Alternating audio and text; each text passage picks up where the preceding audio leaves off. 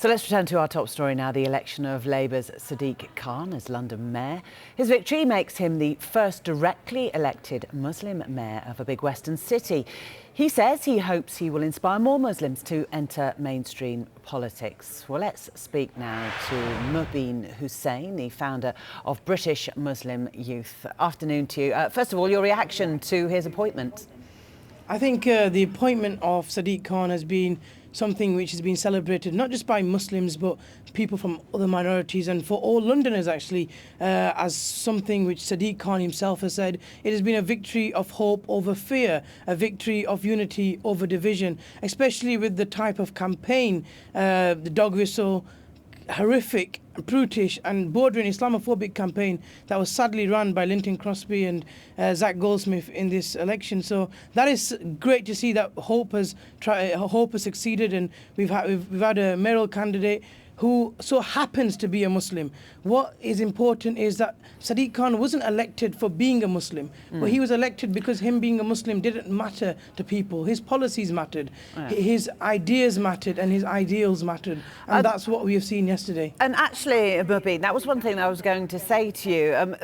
Religion is irrelevant to the job of Mayor of London. And we don't say a Christian minister has been appointed. We don't say a Catholic police commissioner has been appointed. Why is it that it is constantly being described as a Muslim has won the election for London Mayor? Well, one of the things that this actually does do, it takes away this narrative that Muslims don't integrate. You know, especially this year, we've seen Nadia Hussain baking for the Queen and winning the Great British Bake Off. We've seen Riyad Mahrez, a Leicester City midfielder, win the Premier League Footballer of the Year and the Premier League title. We've seen Malia Bouetti, become the head of the National Union of Students. And with Sadiq Khan now becoming the London Mayor, what we can see is that Muslims are not only integrating, but because of the fact that Zach Goldsmith actually running this campaign actually made it important that Sadiq Khan was somehow a Muslim, as somebody who had links to extremism. And, you know, it takes away this idea that being Muslim is just something individual for so many people, and it has nothing to do with their job or the actions they actually do. But in the course of all of that, and obviously the Conservatives would deny some of the accusations that have been cast their way, but during that we also had the anti-Semitic row within the Labour Party. So it's been a dark time, can I suggest, for all of politics.